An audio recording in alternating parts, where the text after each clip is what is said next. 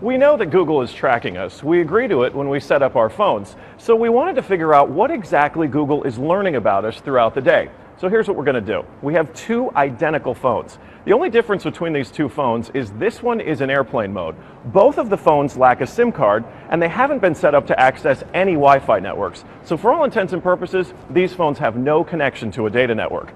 We're going to keep them with us throughout the day. And while I travel around DC, we're going to figure out just what Google is finding out about me. Our first stop, Sim's convenience store, just outside our Fox bureau, for a quick coffee. From there, we took a walk to the Capitol and took a quick walk around the Senate office buildings, and then decided to hop in a car and head around town. Hello.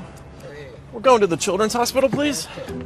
To run our test, we had to do more than walk the block, so we took a tour around our nation's capital. First, due north to the Children's National Medical Center Hospital, then west to St. Albans School and the National Cathedral. Our tour around town was a 14-mile journey that lasted more than an hour. The entire time, the phones had no access to the internet. Oh my goodness. Not a Wi-Fi connection and not any cellular data service. It almost seemed quaint to assume that Google wouldn't even be able to collect data on me. Let's head back to the bureau, my friend. Oh, that church is beautiful. Google's business model is simple. Collect data on its users and then use that data to sell targeted ads. It's a business model called surveillance capitalism. But does that critical data collection work even when your phones aren't connected? So we're back here at our Fox Bureau in DC, and we've got both of our phones exactly how we left with them. The only difference, really, I snapped a couple of bad selfies at the National Cathedral. But otherwise, they have stayed in my pocket for the entire day. So let's find out what they know.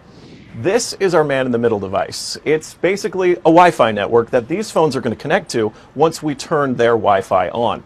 It's going to pass data through it on the way to Google. But on the way, we're actually going to get a copy of the same data that Google's going to get. We'll be able to decrypt it and then find out where we've been throughout the day. Within minutes, the numbers rolled in. The phone that wasn't on airplane mode registered more than 100 locations, 130 activities, and even 152 barometric readings. As soon as it hooked up to our Wi-Fi, it transmitted 300 kilobytes of data straight to Google.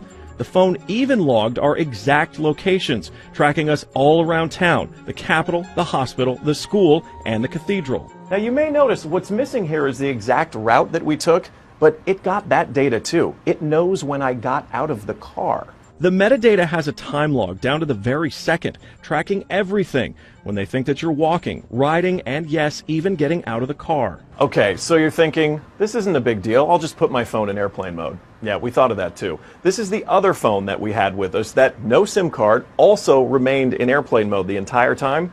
Let's see what kind of data it captured.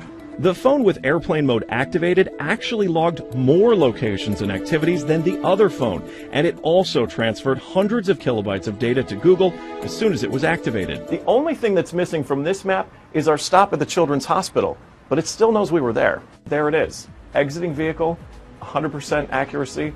Through complicated user agreements and free software, Google gets users to sign away their privacy for nothing.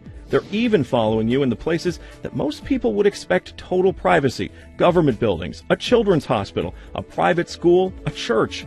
Every move you make, every step you take, Google is watching you.